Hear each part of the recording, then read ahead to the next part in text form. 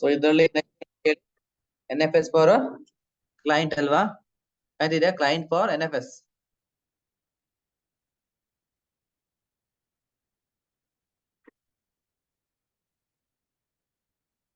ಓದ್ಕೊಂಡ್ರೆ ಇದೆ ಅಂತ description. Next install.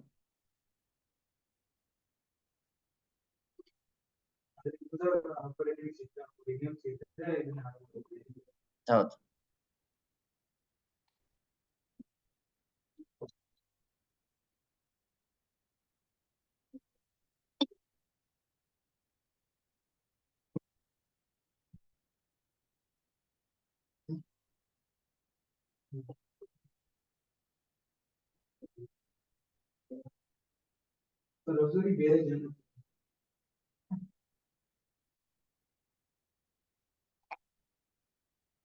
Okay, ಈಗ ಒಂದು ಫೈಲ್ ಕ್ರಿಯೇಟ್ ಮಾಡೋ ಫಸ್ಟ್. ಒಂದು ಫೋಲ್ಡರ್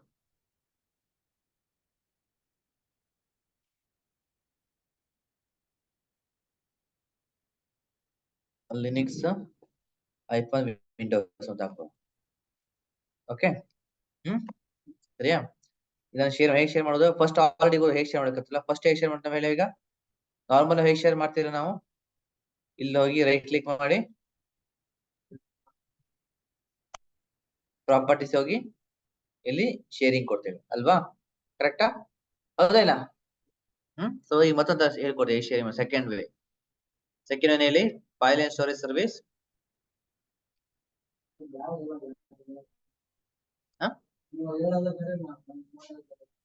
ಹೌದಾ? ಈಗ ಕಾಣಿಸಿದ್ಯಾ ಸ್ಕ್ರೀನ್?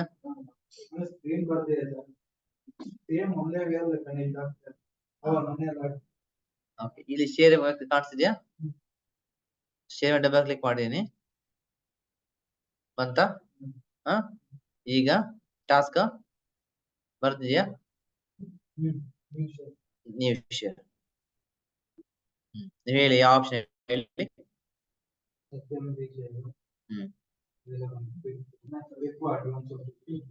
ನಾವೇನ್ ಮಾಡಕ್ಕೆ ಈಗ ಕ್ವಿಕ್ ಅದೇನು ಹೇಳಿ? ಓದಿ ಏನಾಯ್ತಿದ?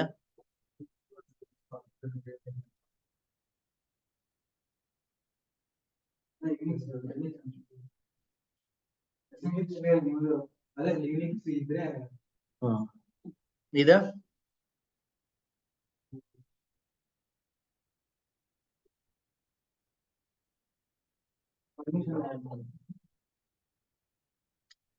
ನೀವೇನಾದ್ರು NFS ಏನೇನ್ ಮಾಡಿದ್ರೆ ಅಡ್ವಾನ್ಸ್ ಹೋಗಿದ್ರೆ ನೀವೇನ್ ಮಾಡೋದು ಹೇಳಿ? Set a folder owner to access denied permission. Folder permission ಕೊಡ್ಬೋದು ಅಲ್ವಾ? ನೀವು ಡಿಫಾಲ್ಟ್ ಡೇಟಾ ಕ್ಲಾಸಿಫಿಕೇಶನ್ ಮಾಡ್ಬೋದು. ಕ್ರಿಟಿಕಲ್ ಡೇಟಾ ಯಾವ್ದಂತ, ನೆಕ್ಸ್ಟ್ ಫೋಟೋ ಕೂಡ ಎನೇಬಲ್ ಮಾಡ್ಬೋದು ಅಂತ. ಓಕೆ, ಕ್ವಿಕ್ ಅಂದ್ರೆ ಹೇಳಿ ಜಸ್ಟ್ ಫಾಸ್ಟ್ ಆಗಿ ಎನೇಬಲ್ ಆಗುತ್ತೆ ಅಷ್ಟೇ, ಆಯ್ತಾ? ಇದೇ ತಗೊಳ್ಳೋ ಫಸ್ಟ್ ಬೇಸಿಕ್.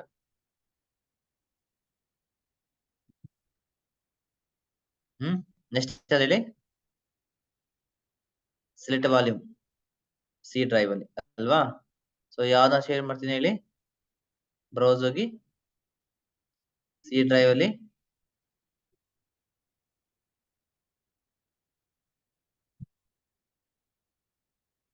ಇದು ಅಲ್ವಾ? ಫೋಲ್ಡರ್ ಸೆಲೆಕ್ಟ್ ಮಾಡ್ಕೊಳ್ಳಿ. ಇದನ್ನ ಸೆಲೆಕ್ಟ್ ಮಾಡ್ಕೊಂಡು ಸಿ ಡ್ರೈವ್ ಅಲ್ಲಿ ಈ ಸ್ಪೆಸಿಫಿಕ್ ಫೋಲ್ಡರ್ ಮಾತ್ರ ಶೇರ್ ಮಾಡ್ತೀನಿ. ಓಕೆ, ಎಲ್ಲ ಫೋಲ್ಡರ್ ಶೇರ್ ಮಾಡ್ತಿಲ್ಲ, ಓನ್ಲಿ ಈ ಫೋಲ್ಡರ್ ಮಾತ್ರ. Okay, click on next. Okay, ಇದ ಫೈಲ್ ನೇಮ್.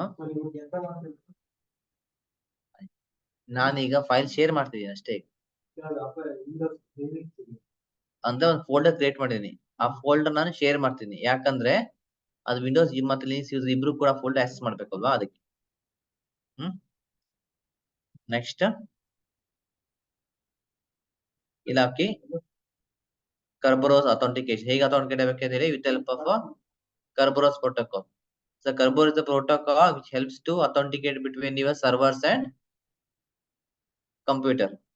Okay, ಈ ಆ ಪ್ರೋಟೋಕಾಲ್ ಹೇಳಿ Kerberos protocol. ಇದನ್ನ ಮಾಡ್ಕೊಳ್ಳಿ. ಇದ ನಿಮ್ ಅಥೆಂಟಿಕೇಟ್ ಪ್ರೋಟೋಕಾಲ್ ಅಂದ್ರೆ, ಫಾರ್ ಎಕ್ಸಾಂಪಲ್ ನಿಮ್ ಮನೆಯಿಂದ ಇಲ್ಲಿ ಇನ್ಸ್ಟಿಟ್ಯೂಟ್ ಮನೆ ಹೋಗ್ಬೇಕಂದ್ರೆ ಈಗ ಹೋಗ್ತೀರಾ ಬಸ್ ಅಲ್ಲಿ ಹೋಗ್ಬೋದು, ಮೆಟ್ರೋಲ್ ಹೋಗ್ತೀರಲ್ವಾ, ಅದೇ ತರ ಇದು ಪ್ರೋಟೋಕಾಲ್. ಸೊ ಈ ಪ್ರೋಟೋಕಾಲ್ ನಮಗೆ ಇನ್ಫಾರ್ಮೇಶನ್ ಅಥೆಂಟಿಕೇಶನ್ ಪಾಸ್ ಮಾಡ್ಲಿಕ್ಕೆ ಈ ಪ್ರೋಟೋಕಾಲ್ ಹೆಲ್ಪ್ ಮಾಡುತ್ತೆ. ಯಾವ ಪ್ರೋಟೋಕಾಲ್ ಹೇಳಿ? ಹಾ ಕರೆಕ್ಟ್.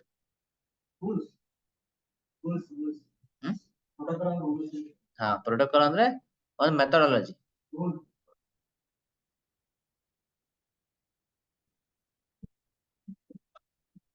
ನೆಕ್ಸ್ಟ್ ಇಲ್ಲಿ ನಿಮ್ಮ ಸರ್ವರ್ ಆಡ್ ಮಾಡಿ. ಯಾವ ಸರ್ವರ್ ಮಾಡಿ ಕೇಳಿ? grant a permission to access NFS share by host client group host group select the language encoding the share. ಇಲ್ಲಿ ನೀವು ಸರ್ವರ್ IP ಅಡ್ರೆಸ್ ಹಾಕ್ಬೇಕಾಗತ್ತೆ. ಯಾವ IP ಅಡ್ರೆಸ್ ಹೇಳಿ? ಹಾ server access permission read write access ಕೊಡಿ add. Okay, root access disable ಕೊಟ್ಟಿದೆ, root access end ಮಾಡ್ಬೋದು. allow the root access not recommended but ಇರ್ಲಿ ಅಂತ. ನೆಕ್ಸ್ಟ್ ಪರ್ಮಿಷನ್ ಯಾರಿ? ಕೇವಲ ಅಥೆಂಟಿಕೇಟೆಡ್ ಯೂಸರ್ ಅವ್ರಿಗೆ ಮಾತ್ರ ಫೈಲ್ ಫೋಲ್ಡರ್ ಆಕ್ಸೆಸ್ ಸಿಕ್ಕತ್ತೆ, ಬೇರೆ ಯಾರಿಗೂ ಕೂಡ ಆಕ್ಸೆಸ್ ಸಿಗಲ್ಲ. ಕಸ್ಟಮೈಸ್ ಬೇಕು, ಕಸ್ಟಮೈಸ್ ಕೂಡ ಮಾಡಬಹುದು. Next NFS file share information is finish. ಕರೆಕ್ಟಾ? ಆಕ್ಸೆಸ್ ಮಾಡಬಹುದು. ಮುಂಚೆ ಚೆಕ್ ಮಾಡಿಟ್ರೆ ಅದೇ ಮುಂಚೆ ಚೆಕ್ ಮಾಡ್ರೆ ಆಗತ್ತೆ.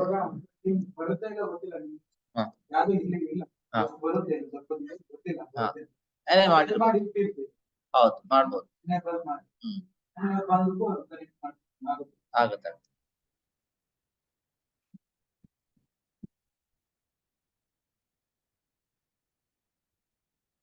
ನೋಡಿ ಈಗ ಕಾಣಿಸ್ತಿದೆ ಇಲ್ಲಿ, ಹೇಗೆ ಕಾಣಿಸ್ತಿದೆ ಹೇಳಿ? NFS ಶೇರಿಂಗ್ ಹೇಗೆ ಕಾಣಿಸ್ತಿದೆ ಹೇಳಿ? ಇಲ್ಲಿ ಹೋಗಿ ರೈಟ್ ಕ್ಲಿಕ್ ಪ್ರಾಪರ್ಟೀಸ್ ಹೋದ್ರೆ ನಿಮ್ ಮೊದ್ಲು ಏನ್ ಕಾಣಿಸ್ತದೆ? ಶೇರಿಂಗ್ ಮಾತ್ರ ಕಾಣಿಸ್ತಿತ್ತಲ್ವಾ ಅಲ್ವಾ? ಈಗ ಏನ್ ಕಾಣಿಸ್ತಿದೆ ಹೇಳಿ? NFS sharing. NFS sharing click ಮಾಡಿ ಮ್ಯಾನೇಜ್ NFS ಶೇರಿಂಗ್. ಓಕೆ ನೋಡಿ, ಶೇರ್ ಇಸ್ ಕೂಡ ಎನೇಬಲ್ ಆಗಿದೆ. ಕಾಣಿಸ್ತಿದ್ಯಾ? ಎನೇಬಲ್ ಆಗಿದೆ. So user can able to access the this also. Double click ಮಾಡ್ತಾರೆ ಅವರು 190.10.0.0.0.4 ಹಾಕಿದ್ರೆ ಅವರಿಗೆ ಆ ಫೋಲ್ಡರ್ ಆಕ್ಸೆಸ್ ಸಿಕ್ಕತ್ತೆ. ಅವ್ರಿಗೆ ಯಾರಿಗೆ ಹೇಳಿ? ಯೂಸರ್ಸಿಗೆ. ಕ್ಲಿಯರಾ? ಹಾ, ಸೊ ವಿಂಡೋಸ್ ಏನೇನು ಮಾಡಕ್ಕೆ ನೋಡಕ್ಕೆ ಹೇಳಿ? ವಿಂಡೋಸ್ ಸರ್ವರ್ಗಾದ್ರೆ ರೈಟ್ ಕ್ಲಿಕ್ ಶೇರಿಂಗ್ ಶೇರ್ ಇಲ್ಲಿ ಏನೇನು ಕೊಟ್ಟರೆ ಅದಷ್ಟೇ. ಸಾರಿ, ಇಲ್ಲಿ ಹೋಗಿ ಅಡ್ವಾನ್ಸ್ ಶೇರಿಂಗ್ ಇಲ್ಲಿ ಶೇರ್ ಮಾಡ್ತಾರೆ ಅಷ್ಟೇ. ನಾರ್ಮಲ್ ಆಗಿ ಈ ತರ ಮಾಡ್ತಿದ್ರಿ ನೀವಲ್ವಾ? ಈಗ ನೀವು ಡೈರೆಕ್ಟ್ ಆಗಿ ಈ ತರ ಕೂಡ ಮಾಡ್ಬೋದು ಅಷ್ಟೇ, ಎರಡು ಕಡೆ ಮಾಡ್ಬೋದು.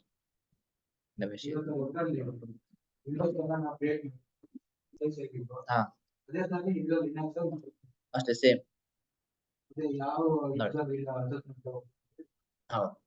ಶೇರ್ ಕೊಟ್ಟ ಅಷ್ಟೇ. ಇದು ವಿಂಡೋಸ್ ಅವರಿಗೆ ಈ ತರ ಗೊತ್ತಾಗತ್ತೆ. NFS ಬೇಕಾ NFS ಅವ್ರಿಗೆ ಈ ತರ ಬರ್ರಿ, ಈ ತರ ಸೇಮ್ ಟು ಸೇಮ್ ವೆರಿಫೈ ಅವ್ರಿಗೆ ಕೂಡ ಸಿಕ್ಕತ್ತೆ.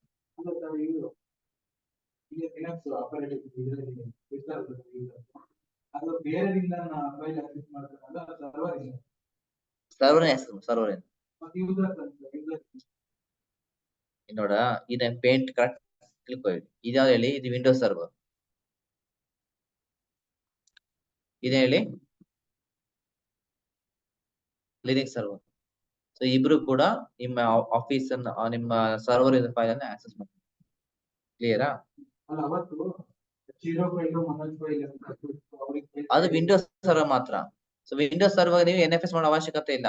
ಲಿನಕ್ಸ್ ಬೇಕಾದ್ರೆ ಮಾತ್ರ ನೀವು NFS ಸರ್ವರ್ ಏನೇನು ಮಾಡ್ಲೇಬೇಕು.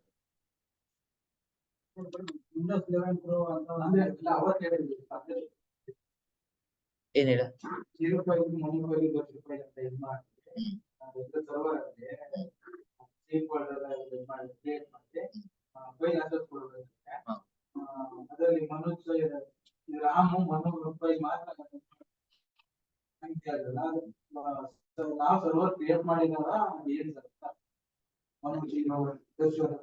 ಹೌದು,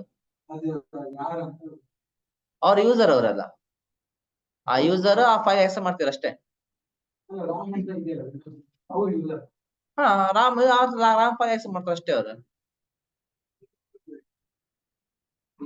ಇಲ್ವಾ ಬಾ ಬಾ ಬಿಟ್ಟು ಬಾ ಬಾ ಕೂತ್ಕೋ.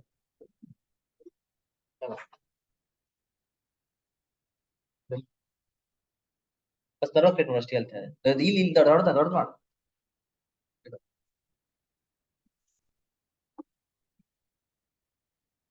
ಸರ್ವರ್ ಕ್ರಿಯೇಟ್ ಮಾಡು ಸರ್ವರ್ ಎರಡು ಕ್ಲೈಂಟ್ ಸಿಸ್ಟಮ್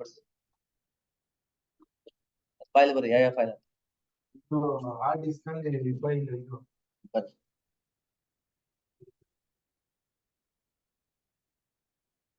ಫೈಲ್ ಮಾಡ್ತೀನಿ. ಇದಕ್ಕೆ ADDS ರೋಲ್ ಆಡ್ ಮಾಡ್ತೀನಿ. ಇದೆಲ್ಲ ಆಯ್ತು ಸರ್. ಆಮೇಲೆ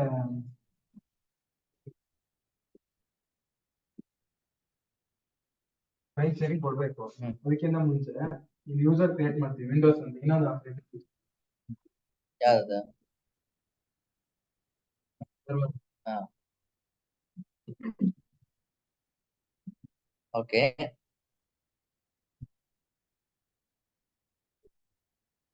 ಇದರಲ್ಲಿ ಯೂಸರ್ ಕ್ರಿಯೇಟ್ ಮಾಡ್ತೀವಿ.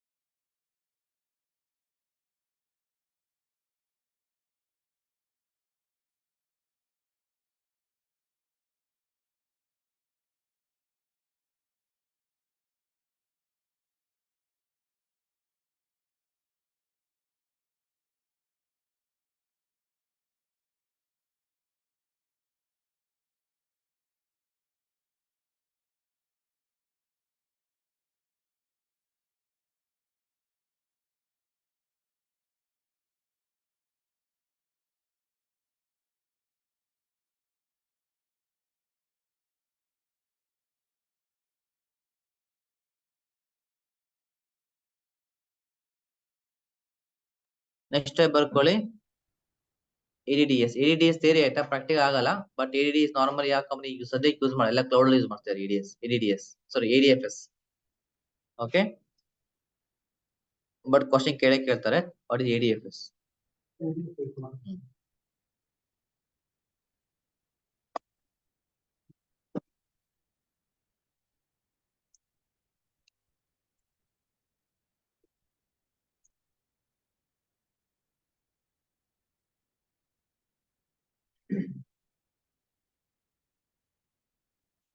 Active Directory Federation Service.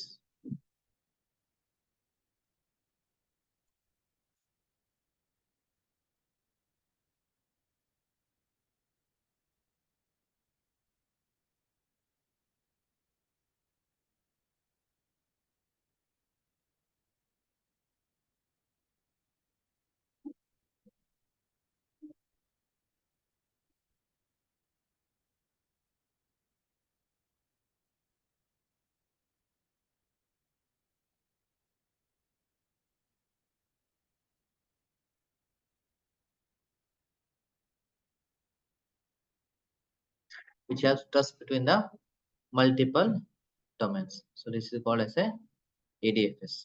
Okay. ಇದು ಒಂದು company server. Okay, ADS company domain ಹೇಳಿ oppo.com ಅಂತ. ಓಕೆ, ಸೊ ಅವ್ರು ಏನ್ ಮಾಡಿದ್ದಾರೆ, ಕಂಪನಿಯಲ್ಲಿ ಕಂಪನಿ ನೇಮ್ ಹೇಳಿ oppo.com ಅಂತ. ಓಕೆ, ಸೊ ಮತ್ತೊಂದು ಕಂಪನಿ ಇದೆ, this we calls A Google.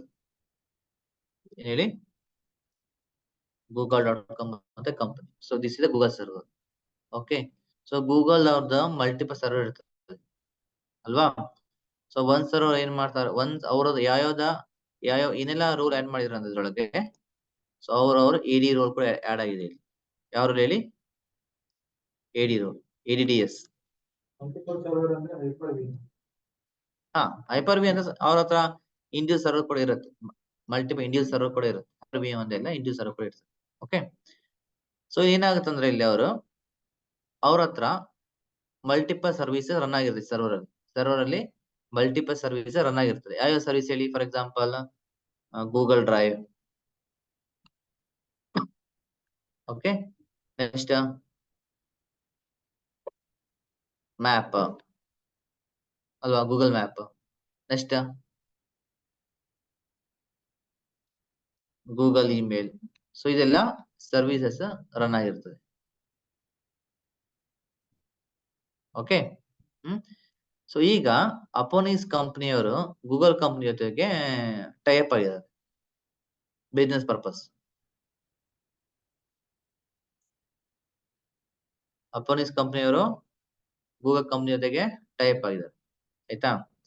So ಈ ಮೇನ್ ಇಂಟೆನ್ಷನ್ ಅಂದ್ರೆ, ಈಗ oppo.com ಅಲ್ಲಿ ನಿಮ್ಮ ಹತ್ರ AD ಇದೆ ಅಲ್ವಾ, so AD multiple user create ಮಾಡಿದೀರಾ. ಯಾವ ಯೂಸರ್ ಹೇಳಿ, ಫಾರ್ ಎಕ್ಸಾಂಪಲ್ ನೀವು ಯೂಸರ್ ಕ್ರಿಯೇಟ್ ಮಾಡಿದ್ರಾ, ರಾಮ್, ಮ್ಯಾಕ್. tie-up ಆಗಿದೆ ಅಂದ್ರೆ connect ಆಗಿದೆ. ಹೌದು, ಇಬ್ರು business partners. Okay, so Ram, Mac, David, Jai, so ಇವರೆಲ್ಲ ಯೂಸರ್ಸ್. ಅಪೋನಿಸ್ ಕಂಪನಿ ಏನ್ ಮಾಡ್ತಾರ ಅಂದ್ರೆ, ಈಗ ಜೈ ಮತ್ ಮ್ಯಾಕ್ಗೆ, ಇವರಿಬ್ರಿಗೆ, ರಾಮ್ ಮತ್ತೆ ಮ್ಯಾಕ್, ಸೊ ಇವರಿಬ್ರಿಗೆ ಸೆಲೆಕ್ಟ್ ಆಗಿದ್ದಾರೆ. ಇವರಿಬ್ರು ಸೆಲೆಕ್ಟ್ ಆಗಿದ್ದಾರೆ ಗೂಗಲ್ ಕಂಪನಿಗೆ. ಯಾಕೆ ಹೇಳಿ, they want to access the application. Which application, ಈ ಅಪ್ಲಿಕೇಶನ್ ಸಪೋರ್ಟ್ ಮಾಡ್ಲಿಕ್ಕೆ ಯಾವ್ದು ಹೇಳಿ, ಗೂಗಲ್ ಡ್ರೈವ್ ಮಾತ್ರ. ಬೇರೆ ಯಾವ್ದಕ್ಕೂ ಅವ್ರ ಆಕ್ಸೆಸ್ ಇಲ್ಲ, ಗೂಗಲ್ ಡ್ರೈವ್ಗೆ ಮಾತ್ರ ಅವರು ಏನ್ ಮಾಡ್ಬೇಕು ಹೇಳಿ, ಕೆಲಸ ಮಾಡ್ಬೇಕು. ಬೇರೆ ಯಾವ ಸರ್ವಿಸ್ ಕೆಲಸ ಮಾಡಬಾರ್ದು. ಓಕೆ, ಸೊ ಈಗ ಏನ್ ಮಾಡ್ತಾರ ಅಂದ್ರೆ, ಮೈಕ್ರೋಸಾಫ್ಟ್ ಕಂಪನಿಯವರು ಏನ್ ಮಾಡ್ತಾರೆ, ಗೂಗಲ್ ಕಂಪನಿ ಏನ್ ಮಾಡ್ತಾರ ಅಂದ್ರೆ, ಗೂಗಲ್ ಕಂಪನಿಯವರು ಕೂಡ ಅವರು ಯೂಸರ್ ಕ್ರಿಯೇಟ್ ಮಾಡ್ತಾರೆ. ಹೆಸರು ಹೇಳಿ, ರಾಮ್ ಮತ್ತೆ ಮ್ಯಾಕ್ ಅಂತ. ಸೊ ಅವ್ರು ಏನ್ ಮಾಡ್ತಾರ ಅಂದ್ರೆ, ನಿಮ್ಮ IAS ಆಗಿದೆ ಅಲ್ವಾ, IAS ಆಯ್ತಲ್ಲ, ಇನ್ಫಾರ್ಮೇಶನ್ ಸರ್ವಿಸಸ್ ಆಯ್ತಲ್ವಾ. ಹಾ, IAS ಆಗಿಲ್ವಾ, ವೆಬ್ ಅಪ್ಲಿಕೇಶನ್ ಲಾಂಚ್ ಮಾಡೋದು ಆಗಿಲ್ವಾ, ಹೇಳಿಲ್ಲ ಆಗಿಲ್ಲ ಅಂತ. ಸರಿ, ಮಧ್ಯಾಹ್ನ ಈಗ ಮಾಡ್ತೀನಿ 2 ಗಂಟೆಗೆ. ಸೊ ಏನಾಗಿದೆ ಅಂದ್ರೆ, ಅವರು ಇದೆಲ್ಲ ಅಪ್ಲಿಕೇಶನ್ ಅನ್ನ ಮಾಡ್ತೀನಿ, ಗೂಗಲ್ ಕಂಪನಿ ಅವ್ರದೇ ಆದ ಸಪರೇಟ್ ಆಗಿ ಡೊಮೈನ್ ಸರ್ವಿಸ್ ಇರ್ತದೆ. ಏನಿರ್ತದೆ ಹೇಳಿ, ಡೊಮೈನ್ ಸರ್ವರ್ ಇರ್ತದೆ.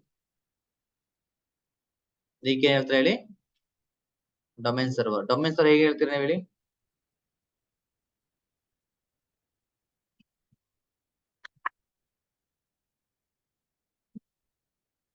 ಡೊಮೈನ್ ಸರ್ವರ್ ಹೇಗೆ ಹೇಳ್ತೀರಿ ಹೇಳಿ. ಡೊಮೈನ್ ಸರ್ವರ್ ಅಂದ್ರೆ ಯಾರು ಏನೇ ನೋಡ್ಬೇಕು ಹೇಳಿ,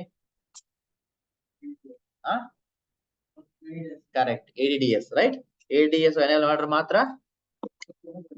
ಕರೆಕ್ಟ್.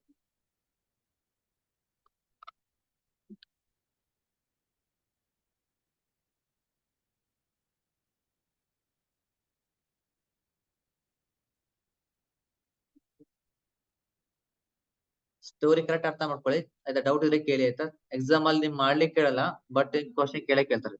What ADDS? ಹೌದು, ಇದು ಲ್ಯಾಬ್ ಮಾಡಿಗೆ ಆಗಲ್ಲ ಯಾಕಂದ್ರೆ ಸರ್ಟಿಫಿಕೇಟ್ ಬೇಕು. So ADFS. ಓಕೆ, ಈಗ ಲ್ಯಾಬ್ ಸರ್ಟಿಫಿಕೇಟ್ ಬೇಕಾಗುತ್ತೆ ADF ಮಾಡ್ಲಿಕ್ಕೆ. ಸರ್ಟಿಫಿಕೇಟ್ ಇದೆ ಥಿಯರಿ ಆಯ್ತಾ. ಸೊ ಲ್ಯಾಬ್ ಮಾಡ್ಬೇಕಾದ್ರೆ ಸರ್ಟಿಫಿಕೇಟ್ ಬೇಕಾಗುತ್ತೆ, ADFS ಸರ್ಟಿಫಿಕೇಟ್ ಬೇಕಾಗುತ್ತೆ, ಫ್ರೀ ಸಿಗಲ್ಲ. ಹೌದು. ಸೊ ಇದ ನೋಡಿ ಗೂಗಲ್ ಕಂಪ್ನಿಯವರು. ಓಕೆ, ಸೊ ಗೂಗಲ್ ಕಂಪ್ನಿಯವರು ಇದೆಲ್ಲ ಅಪ್ಲಿಕೇಶನ್ ಲಾಂಚ್ ಮಾಡ್ಬೇಕಂದ್ರೆ ಅವ್ರು ಏನ್ ಮಾಡ್ತಾರ ಅಂದ್ರೆ ADFS. ಯಾವ್ದು ಇದ? ಯಾವ್ದು ಇದ? ಅದು ADDS. ಸೊ ಏನ್ ಮಾಡ್ತಾರಂದ್ರೆ ಗೂಗಲ್ ಕಂಪ್ನಿಯವರು ಒಂದ್ ರೂಲ್ ಆಡ್ ಮಾಡ್ತಾರೆ, IAS ಅಂತ. IAS ಅಂತ ಹೇಳಿ ಇಂಟರ್ನೆಟ್ ಇನ್ಫಾರ್ಮೇಶನ್ ಸರ್ವಿಸ್ ಅಂತ. Okay, internet information service rule add ಮಾಡ್ತಾರೆ. ಓಕೆ, ಸೊ ಈಗ ಅವ್ರು ಯಾಕೆ ಆಡ್ ಮಾಡ್ತಾರಂದ್ರೆ ಅವ್ರು ಈ ಗೂಗಲ್ ಡ್ರೈವ್, ಮ್ಯಾಪ್ ಮತ್ತೆ ಗೂಗಲ್ ಇಮೇಲ್ ಈ 3 ಸರ್ವಿಸ್ ಕೂಡ ಅವರು ರನ್ ಮಾಡ್ಬೇಕು. ಎಲ್ಲಿ ಹೇಳಿ? ಅವ್ರ ಸರ್ವರ್ ಅಲ್ಲಿ. ಓಕೆ, ಎಲ್ಲಾ ಅಪ್ಲಿಕೇಶನ್ಸ್ ಎಲ್ಲಿ ರನ್ ಆಗುತ್ತೆ ಅಂದ್ರೆ ಈ ಸರ್ವರ್ ರನ್ ಆಗುತ್ತೆ. ಇದ್ಯಾವ ಸರ್ವರ್ ಹೇಳಿದ? ಸರ್ವರ್ 2019 ಸರ್ವರ್ ಅಲ್ಲಿ ರನ್ ಆಗ್ತಿರ್ತದೆ. ಓಕೆ, ಈಗ ಅವ್ರ ಕಂಪ್ನಿಯಲ್ಲಿ ಮತ್ತೊಂದು ಸರ್ವರ್ ಇದೆ. ಆ ಸರ್ವರ್ ಅಂದ್ರೆ ADS ಸರ್ವರ್, ಅಂದ್ರೆ is A domain server. What domain year? google.com ಎಂಬುದು ಅವ್ರದ್ದು ಡೊಮೈನ್. ಸೊ ಈ ರಾಮ್ ಮತ್ತೆ ಮ್ಯಾಕ್ ಅವರು ಈ ಅಪ್ಲಿಕೇಶನ್ ಆಕ್ಸೆಸ್ ಮಾಡ್ಬೇಕಂದ್ರೆ ಯಾವ ಅಪ್ಲಿಕೇಶನ್ ಇಲ್ಲಿ? Google drive. Google drive application ಯಾರು ಆಕ್ಸೆಸ್ ಮಾಡ್ತಾರೆ ಹೇಳಿ? ಬರ್ದಿ ನೋಡ್ಕೊಳ್ಳಿ. Ram and Mac accessing which application? Google Drive. Accessing the Google Drive application. ಬೇರೆ ಯಾವ್ದು ಗೂಗಲ್ ಡ್ರೈವ್ ಮಾತ್ರ ಆಕ್ಸೆಸ್ ಕೊಡ್ಬೇಕು, ಯಾರು ಆಕ್ಸೆಸ್ ಕೊಡೋಂಗಿಲ್ಲ ಆಯ್ತಾ. ಸೊ ಇವ್ರೇನ್ ಮಾಡ್ತಾರೆ, AD ಅಲ್ಲಿ ಯೂಸರ್ ಕ್ರಿಯೇಟ್ ಮಾಡ್ತಾರೆ. ಯಾವ ಯೂಸರ್ ಹೇಳಿ? ಒಂದು ರಾಮ್ ಮತ್ತೆ ಹೇಳಿ ಮ್ಯಾಕ್. ಓಕೆ, ಸೊ ಈಗ AD ಅಲ್ಲಿ ಯೂಸರ್ ಆಕ್ಸೆಸ್ ಕೊಟ್ಟ ತಕ್ಷಣ ಈ ಯೂಸರ್ ಇಬ್ರು ರಾಮ್ ಮತ್ತೆ Mac Google drive, map, Google email ಎಲ್ಲಾ ಅಪ್ಲಿಕೇಶನ್ ಕೂಡ ಅವ್ರು ಆಕ್ಸೆಸ್ ಮಾಡಬಹುದು ಅಲ್ವಾ. ನಂಗೆ ಆತರ ಆಗ್ಬಾರ್ದು. ನಂಗೆ ಇವರಿಬ್ರು ಕೇವಲ ಗೂಗಲ್ ಡ್ರೈವ್ ಅಪ್ಲಿಕೇಶನ್ ಮಾತ್ರ ಆಕ್ಸೆಸ್ ಮಾಡ್ಬೇಕು. ಸೊ ಅವಾಗ ನಾವ್ ಏನ್ ಮಾಡ್ತೇವೆ ಅಂದ್ರೆ ಇದಕ್ಕೋಸ್ಕರ I am using the one more server, one more role, that is ADFS, active directory federation service. So ಇಲ್ಲ ಏನ್ ಮಾಡ್ತೀವಿ, 2 ಯೂಸರ್ ಕ್ರಿಯೇಟ್ ಮಾಡ್ತೀವಿ, ರಾಮ್ ಮತ್ತೆ ಮ್ಯಾಕ್ ಅಂತ. ಓಕೆ, ಸೊ ಇವರಿಗೆ ಸರ್ಟಿಫಿಕೇಟ್ ಕೂಡ ಅಪ್ಲೈ ಆಗುತ್ತೆ. ಆಯ್ತೆ. ಸೊ ಈ ಇಬ್ರು ಯೂಸರ್ ಫಸ್ಟ್ ಏನ್ ಮಾಡಕ್ಕೆ, ಫಸ್ಟ್ ಕನೆಕ್ಟ್ ಆಗ್ತಾರೆ ಹೇಳಿ? ಫಸ್ಟ್ ಈಗ ಅವರು ADFS ಸರ್ವರ್ ಲಾಗಿನ್ ಆಗ್ತಾರೆ first. Okay, so ADFS validation ಆಗುತ್ತೆ. ADFS ಏನ್ ಮಾಡ್ತಾರೆ, ADFS ಹೋಗಿ ಇಲ್ಲಿ ಚೆಕ್ ಮಾಡುತ್ತೆ ಈ ಯೂಸರ್ ಇಲ್ಲಿ ಇದ್ದಾರಾ ಇಲ್ಲ ಅಂತ. ಹೌದು. ಓಕೆ, ಸರ್ವರ್ ಇದ್ರೆ ಪುನಃ ಏನಾಗುತ್ತೆ ಇಲ್ಲಿ ನಿಮ್ಗೆ ರೆಸ್ಪಾಂಡ್ ಬ್ಯಾಕ್ ಸಿಕ್ಕತ್ತೆ. ಪುನಃ ನಿಮ್ಗೆ ಏನಾಗುತ್ತೆ ಹೇಳಿ? ಪುನಃ ಬರುತ್ತೆ, ರೆಸ್ಪಾಂಡ್ ಬರುತ್ತೆ. ಎಲ್ಲಿ ಹೇಳಿ? ADFS ಸರ್ವರ್ಗೆ. ಸೊ ಇವರಿಗೆ ನೀವು ADFS ಸರ್ವರ್ ಒಳಗಡೆಗೆ ಯಾವ ಸರ್ಟಿಫಿಕೇಟ್ ಅಲೋ ಮಾಡ್ಬೇಕು ಹೇಳಿ? ಯಾವ್ದು ಹೇಳಿ? ಗೂಗಲ್ ಡ್ರೈವ್ ಮಾತ್ರ. ಗೂಗಲ್ ಡ್ರೈವ್ ಏನ್ ಹೇಳಿ? ಸರ್ಟಿಫಿಕೇಟ್ ಅವರಿಗೆ ನೀವು ಕೊಡ್ಬೇಕಾಗತ್ತೆ. Okay, so Google drive certificate ಕೊಟ್ಟರೆ ಮಾತ್ರ ಈ ಯೂಸರ್ ಈ ಕ್ರೆಡೆನ್ಶಿಯಲ್ ಮುಖಾಂತರ ಅವರು ಈ ಸ್ಪೆಸಿಫಿಕ್ ಗೂಗಲ್ ಡ್ರೈವ್ ಅಪ್ಲಿಕೇಶನ್ ಮಾತ್ರ ಅವರು ಆಕ್ಸೆಸ್ ಮಾಡುವರು. ಬೇರೆ ಯಾವುದು ಕೂಡ ಅವರಿಗೆ ಆಕ್ಸೆಸ್ ಮಾಡ್ಲಿಕ್ಕೆ ಆಗೋದಿಲ್ಲ. ಸೊ ADFS ಇಲ್ಲ, ಏನಾಗುತ್ತೆ ADFS ಇಲ್ಲ ಅಂದ್ರೆ ಅವರು ಈ ಕ್ರೆಡೆನ್ಶಿಯಲ್ ಮುಖಾಂತರ ಎಲ್ಲ ಅಪ್ಲಿಕೇಶನ್ ಕೂಡ ಆಕ್ಸೆಸ್ ಮಾಡಬಹುದು. I want this user can able to access only this specified application. So that is we call as a ADFS. Okay, in ಮಾಡ್ತೇಳಿ used to trust between the 2 different domain ಅಲ್ವಾ.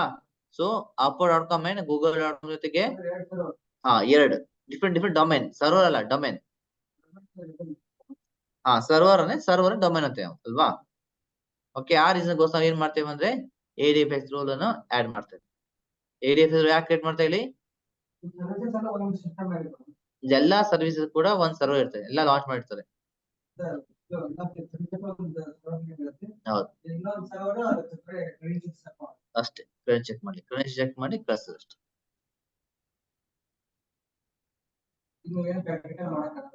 ಯಾಕೆ certificate ಬೇಕಾಗುತ್ತೆ, but ನಿಮ್ಗೆ lab ನಿಮ್ಗೆ MNC ಕಂಪ್ನಿಯಲ್ಲಿ ಮಾತ್ರ will get the chance this one. ಹೌದು, MNC ಕಂಪ್ನಿಯಲ್ಲಿ ನಿಮ್ಗೆ ಈ ರೋಲ್ ಕೊಟ್ರೆ ಸಿಕ್ಕತ್ತೆ. Accenture doubt, Accenture service base ಕಂಪ್ನಿ, ಅವರ ಸರ್ವರ್ ಜಾಸ್ತಿ ಇರಲ್ಲ. ಇದು ಸಿಗೋದು MNC ಕಂಪ್ನಿ ವರ್ಕ್ ಮಾಡ್ರೆ ಮಾತ್ರ ಇದು, ಬಟ್ ನಿಮ್ಗೆ ಡೈರೆಕ್ಟ್ ಸಿಗಲ್ಲ. You have to experience at least 4 to 5 years. ADFS ನಿಮ್ಗೆ ಬೇಕಂದ್ರೆ ವರ್ಕ್ ಮಾಡಬೇಕಾದ್ರೆ at least 3 to 4 years experience ಇರಬೇಕಾಗುತ್ತೆ. ಹೌದು, ಸರ್ವರ್ ಅಡ್ಮಿನಿಸ್ಟ್ರೇಟರ್ ಆಗಿ 3 to 4 ಎಕ್ಸ್ಪೀರಿಯನ್ಸ್ ಬೇಕಾಗುತ್ತೆ. ಸೊ ಯಾಕಂದ್ರೆ ಸರ್ಟಿಫಿಕೇಟ್ ಮಾಡ್ಬೇಕಲ್ಲ, ಸ್ವಲ್ಪ ಕ್ರಿಟಿಕಲ್ ಉಂಟು.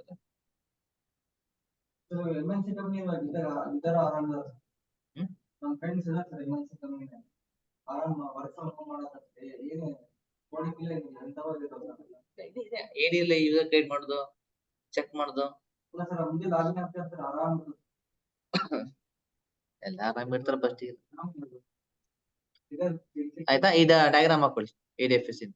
ಸೊ ಡಯಾಗ್ರಾಮ್ ಹಾಕಿ ಬರ್ಕೊಳ್ಳಿ. ಸೊ ಈ ನೆನಪಿರ್ಲಿ ನಿಮ್ಗೆ, ಯಾವುದೇ ಕಾರಣಕ್ಕೂ ಮರಿಬೇಡಿ ADFS.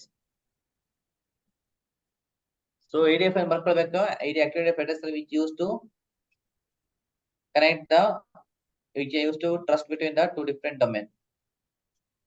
Okay, so ಈ ತರ ವರ್ಕ್ ಆಗುತ್ತೆ ನೆನಪಿರ್ಲಿ.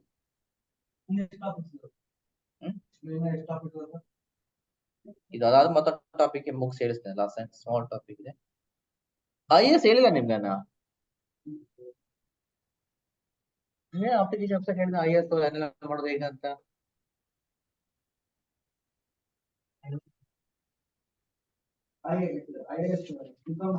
Internet information services, mostly DNS, ಮತ್ತೆ DNS ಒಳಗೆ IS ಬರಲಿಲ್ಲ. ಅವರಲ್ಲೇ ಕೋಡ್ ಓಪನ್ ಮಾಡಿದ್ರಿ ನೀವು. DNS, IS, DSCP,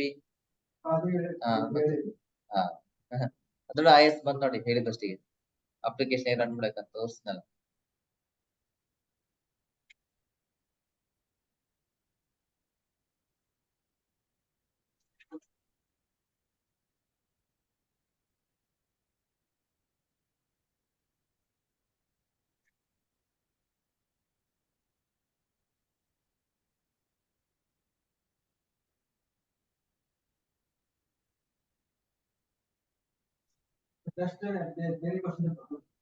ಹೌದು,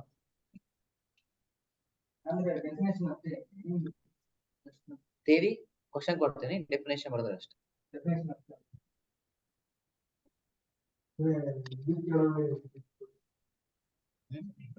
ಕ್ವಶನ್ಸ್ ಕಳ್ಸಿದ ಅದೇ ಸೇಮ್, ಅದೇ ಕ್ವಶನ್ ಕಳ್ಸಿ. ಇಂಟರ್ ಅದೇ ಕೇಳ್ತಾರ, ಮತ್ತೇನ್ ಜಾಸ್ತಿ ಕೇಳಿದವ್ರು.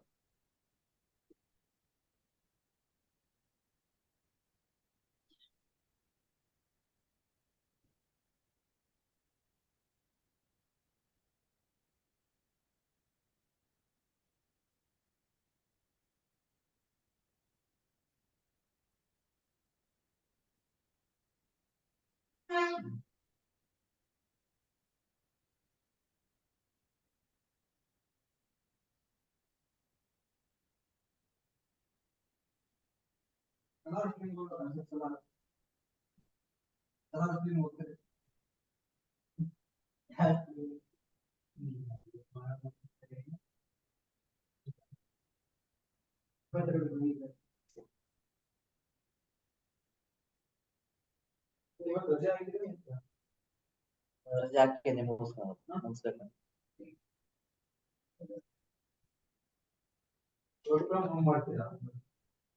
ರಜೆ ನನ್ನ ವಾರಕ್ಕೆ 2 ದಿನ ಮಾತ್ರ.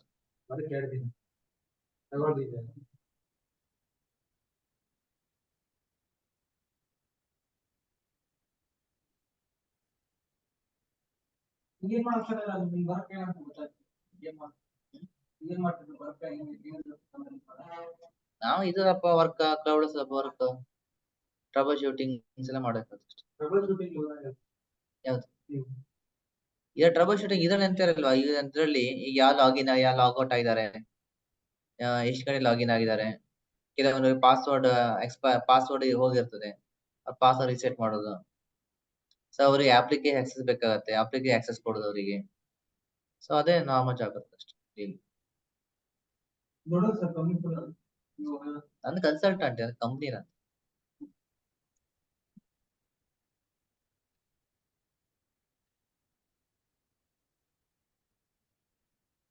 ಬೇರೆ ಕಂಪನಿ ನೋಡೋದು ಸರ್,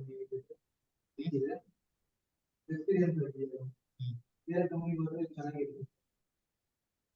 ಸ್ಯಾಲರಿ ಇಂಪಾರ್ಟೆಂಟ್ ಅಲ್ಲ, ಜೀವನ ನೆಮ್ಮದಿ ಇಂಪಾರ್ಟೆಂಟ್. ಜೀವನ ನೆಮ್ಮದಿ ಇಂಪಾರ್ಟೆಂಟ್, ಸ್ಯಾಲರಿ ಇಂಪಾರ್ಟೆಂಟ್ ಅಲ್ಲ. ಈಗ ಹೊಟ್ಟೆ ಪಡಿ ಸಾಕತ್. ಕ್ಲಿಯರ್ ಅಲ್ಲ?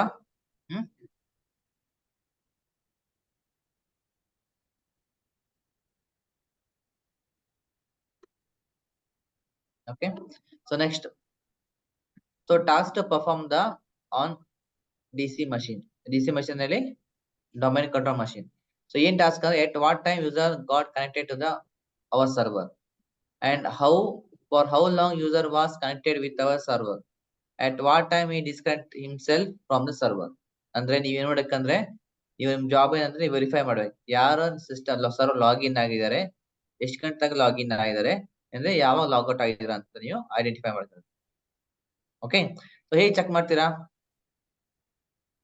ಮಾಡ್ತೀರಾ, ಯಾರು ಲಾಗಿನ್ ಎಷ್ಟು ಲಾಗೌಟ್ ಆಗಿದ್ದಾರೆ ಅಂತ? ಅಲ್ವಾ? ಸೊ ಅದಕ್ಕೆ ಏನ್ ಮಾಡ್ಬೇಕಂದ್ರೆ, ನೀವ್ ಏನ್ ಮಾಡ್ಬೇಕಂದ್ರೆ ಒಂದು ಸ್ಕ್ರಿಪ್ಟ್ ಬರಬೇಕಾಗತ್ತೆ. Okay, domain controller create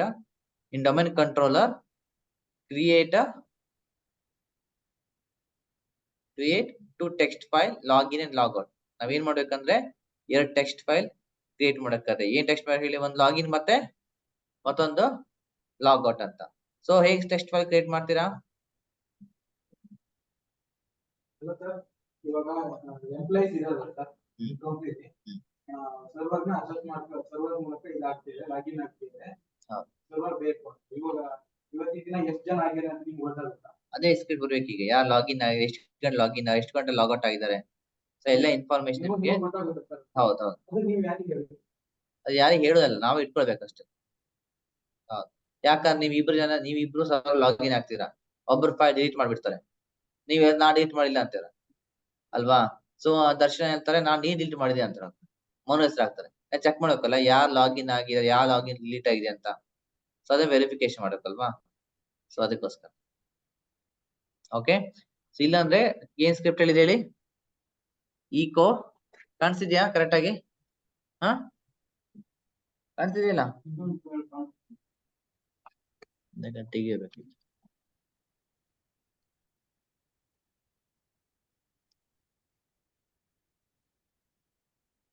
echo dollar computer name username dollar percentage computer name percentage username percentage data percentage time ಇದು ಹಾಕಿ, ಇದಕ್ಕೆ ಸರ್ವರ್ ನೇಮ್ ಹಾಕೊಳ್ಳಿ, ಇದು ಫೋಲ್ಡರ್ ನೇಮ್, ಯಾವ ಫೋಲ್ಡರ್ ಎಕ್ಸಿಕ್ಯೂಟ್ ಆ ಫೋಲ್ಡರ್ ನೇಮ್, ಮತ್ತೆ ಲಾಗಿನ್ TXT. ಅದೇ ತರ ಲಾಗ್ಔಟ್. ಸೊ ನೀವೇನ್ ಮಾಡ್ಬೇಕಂದ್ರೆ 2 ಫೋಲ್ಡರ್ ಕ್ರಿಯೇಟ್ ಮಾಡ್ಬೇಕು. ಫಸ್ಟ್ ಎಲ್ಲಿ ಹೇಳಿ, ಸರ್ವರ್ ಅಲ್ಲಿ ಇದೆ. ಓಕೆ, ಈ ಸರ್ವರ್ ಏನ್ ಮಾಡ್ತಿದ್ರೆ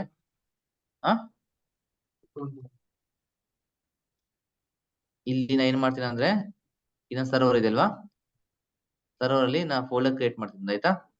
ಯಾವ ಫೋಲ್ಡರ್ ಹೇಳಿ, ಯಾವ್ದೋ ಒಂದು ಫೋಲ್ಡರ್ ಕ್ರಿಯೇಟ್ ಮಾಡೋಣ. ಸೊ ಆಲ್ರೆಡಿ ಫೋಲ್ಡರ್ ಇದೆ ನಮ್ಮ ಹತ್ರ, ಇದೆಯಾ ಫೋಲ್ಡರ್ ಅದೊಂದು? ಓಕೆ, ಇಟ್ಟಗಳು ವಿಂಡೋಸ್ ಲಿನಕ್ಸ್ ವಿಂಡೋಸ್ ಸರ್ವರ್, ಕರೆಕ್ಟಾ? ಓಕೆ, ಈಗ ನಾ ಏನ್ ಮಾಡ್ತೀನಿ, ಫಸ್ಟ್ ಒಂದು ಏನ್ ಕ್ರಿಯೇಟ್ ಮಾಡ್ತೀನಿ ಹೇಳಿ, ಟೆಕ್ಸ್ಟ್ ಫೈಲ್ ಲಾಗಿನ್ ಅಂತ ಕ್ರಿಯೇಟ್ ಮಾಡ್ತೀನಿ. ಓಕೆ, ಸೊ ಏನ್ ಸ್ಕ್ರಿಪ್ಟ್ ಹಾಕ್ಬೇಕು ಹೇಳಿ, ಈಗ ಸ್ಕ್ರಿಪ್ಟ್ ಹೇಳಿ, ಈಕೋ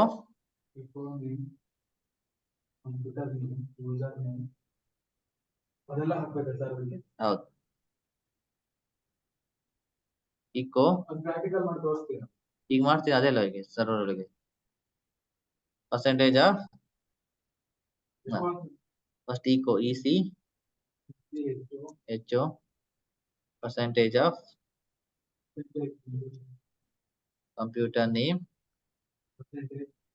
C capital ಅಲ್ವಾ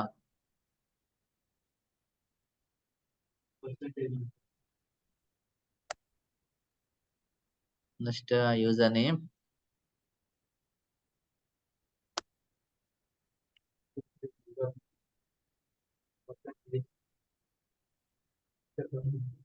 then a date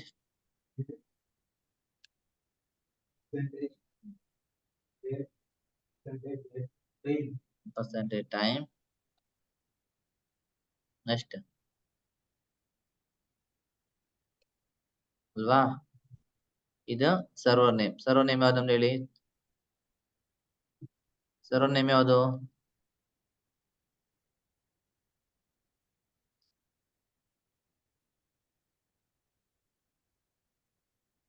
ಸರ್ವರ್ 2019 ಅಲ್ವಾ ಕರೆಕ್ಟಾ ಸರ್ವರ್ 2019 ಕರೆಕ್ಟಾ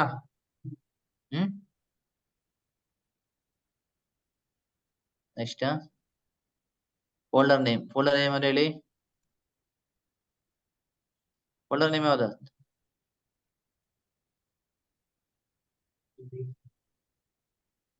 ಇದು ಅಲ್ವಾ ಇದು ಸರ್ ನಂಗೆ ಗೊತ್ತಾಗಬೇಕು ಯಾರು ಈ ಸರ್ವರ್ ಒಳಗೆ ಈ ಫೋಲ್ಡರ್ ಲಾಗಿನ್ ಆಗಿದ್ದಾರೆ ಎಷ್ಟು ಗಂಟೆ ಲಾಗಿನ್ ಆಗಿದ್ದಾರೆ ಅಂತ ಹೌದು ಈ ಫೋಲ್ಡರ್ಗೆ ಇದು ಫೋಲ್ಡರ್ ನೇಮ್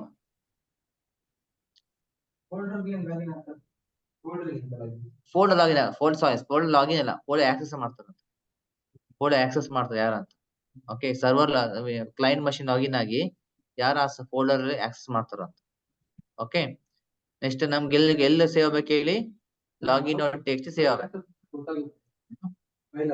ಹೌದು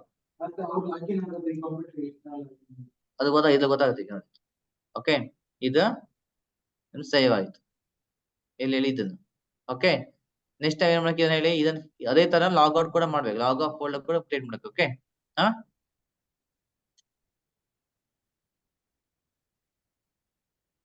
ನೆಕ್ಸ್ಟ್ ಅದನ್ನ ನೀವು save as .bat file save ಮಾಡ್ಬೇಕು ಹೇಗೆ ಸೇವ್ ಮಾಡಿ .bat ಆಗಿದೆ TXT ಫೈಲ್ ಅಲ್ವಾ ಕರೆಕ್ಟಾ ಇದನ್ನ ನಾನು .bat ಆಗಿ ಸೇವ್ ಮಾಡ್ಕೊಳ್ಬೇಕಾಗುತ್ತೆ ಫೈಲ್ ಹಾಕಿ ಸೇವ್ ಆಸ್ ಮಾಡಿ ಓಕೆ ಆಲ್ ಫೈಲ್ .bat ನಾ ಬ್ಯಾಟ್ ಫೈಲ್ ಆಗಿ ಎಕ್ಸ್ಟೆನ್ಷನ್ ಇದು ಬ್ಯಾಟ್ ಫೈಲ್ ಎಕ್ಸ್ಟೆನ್ಷನ್ ಕಾಣಿಸಿದ್ಯಾ ಬ್ಯಾಟ್ ಅಂದ್ರೆ ಅದು ಆಟೋಮೆಟಿಕ್ ಆಗಿ ಬ್ಯಾಕ್ ಎಂಡ್ ಸ್ಕ್ರಿಪ್ಟ್ ರನ್ ಆಗುತ್ತೆ ಇದು ಟೆಕ್ಸ್ಟ್ ಫೈಲ್ ನ ಬ್ಯಾಟ್ ಆಗಿ ಕನ್ವರ್ಟ್ ಮಾಡಿದೀನಿ ಯಾಕೆ ಹೇಳಿ ನಂಗೆ ಆ ಸ್ಕ್ರಿಪ್ಟ್ ರನ್ ಆಗ್ಬೇಕು ಅದಕ್ಕೆ ನೆಕ್ಸ್ಟ್ ಸೊ ಈ ಫೈಲ್ ಅನ್ನ ಈ ಬ್ಯಾಟ್ ಫೈಲ್ ಎಲ್ಲಿ ಸೇವ್ ಮಾಡಕ್ಕೆ ಹೇಳಿ ನಾವು ಈ ಫೋಲ್ಡರ್ ಒಳಗಡೆಗೆ ಪೇಸ್ಟ್ ಮಾಡ್ಬೇಕಾಗತ್ತೆ ಈ ಬ್ಯಾಟ್ ಫೈಲ್ ಕ್ರಿಯೇಟ್ ಮಾಡಿದ್ನಲ್ವಾ ಈ ಸ್ಕ್ರಿಪ್ಟ್ ಇದೆ ಓಕೆ ಈ ಸ್ಕ್ರಿಪ್ಟ್ ಏನ್ ಮಾಡ್ತೀನಿ ಅಂದ್ರೆ ಕಾಪಿ ಮಾಡಿ ಈ ಲಿನಕ್ಸ್ ವಿಂಡೋಸ್ ಫೋಲ್ಡರ್ ಒಳಗಡೆ ನಾವು ಪೇಸ್ಟ್ ಮಾಡಿದೀನಿ ಯಾಕೆ ಹೇಳಿ ಯಾಕಂದ್ರೆ ಯಾರಾದ್ರೂ ಈ ಫೋಲ್ಡರ್ ಆಕ್ಸೆಸ್ ಮಾಡಿದ ತಕ್ಷಣ ಈ ಸ್ಕ್ರಿಪ್ಟ್ ರನ್ ಆಗತ್ತೆ ಮತ್ತೆ ನಮ್ಗೆ ಇನ್ಫಾರ್ಮೇಶನ್ ಕೊಡುತ್ತೆ ಆಯ್ತಾ ಕ್ಲಿಯರಾ ನೆಕ್ಸ್ಟ್ ಸೊ ಅಲ್ಲಿ ನಾ ಎಷ್ಟು ಅನ್ ಮಾಡಕ್ಕೆ ಹೇಳಿ ಯಾವ ಫೋಲ್ಡರ್ ಕೊಡ್ಬೋದು ಬೇರೆ ಫೋಲ್ಡರ್ ಬೇಕು ಅದೇ ಸೇಮ್ ಕಾಪಿ ಆ ಫೋಲ್ಡರ್ ಪೇಸ್ಟ್ ಮಾಡ್ರೆ ಆಯ್ತು ಅಷ್ಟೇ ನೆಕ್ಸ್ಟ್ ಅಲ್ಲಿ ರೈಟ್ ಕ್ಲಿಕ್ ಮಾಡಿ ಪರ್ಮಿಷನ್ ಕೊಡಿ share the file to authenticate users okay permission ಮತ್ತೆ ಸೆಕ್ಯೂರಿಟಿಲಿ ಕೂಡ ಅಥೆಂಟಿಕೇಟ್ ಯೂಸರ್ ಕೊಡ್ಬೇಕು ಅಥೆಂಟಿಕೇಟ್ ಯೂಸರ್ ಅಂದ್ರೆ ಯಾರು ಹೇಳಿ ಡೊಮೇನ್ ಯೂಸರ್ಸ್ ಯಾರ್ಯಾರು ಲಾಗಿನ್ ಆಗ್ತಾರ ಅಂತ ಓಕೆ ಇಲ್ಲಿ ಸರ್ವರ್ ಇದೆ ಇಲ್ಲಿ ಹೋಗಿ ಇಲ್ಲಿ ಇದರಲ್ಲಿ